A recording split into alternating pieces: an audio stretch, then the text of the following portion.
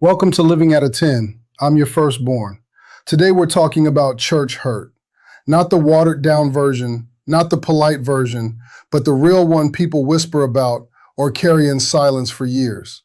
Some of you trusted a pastor with your spiritual life. You listened to their sermon week after week.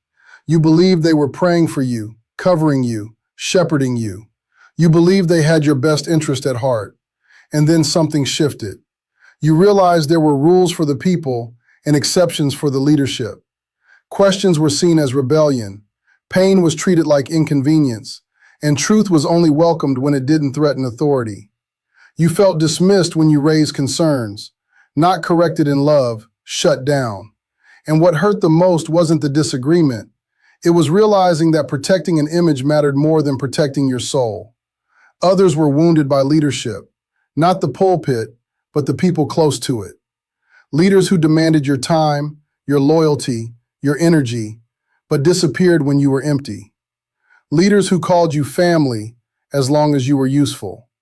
You were celebrated when you served and ignored when you struggled.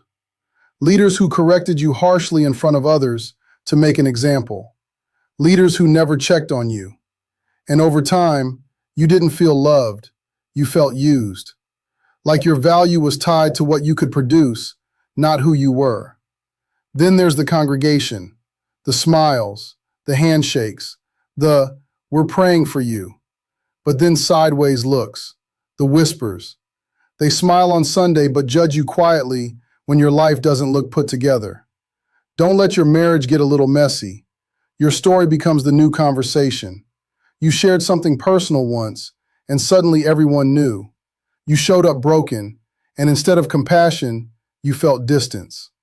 That kind of pain teaches you to be quiet, guarded, careful, even in places that claim to be full of love. And suddenly, church felt like a place you had to perform instead of heal. And for some of you, the deepest wounds often come from people you thought were close friends. The ones you prayed with, the ones who knew your story, the ones who said, "I've got you." And when pressure came, or rumors started, or leadership got involved, they vanished. No call, no conversation, no questions, no loyalty, just silence. Silence can hurt more than words, and abandonment in a spiritual space can make you feel like you don't belong anywhere.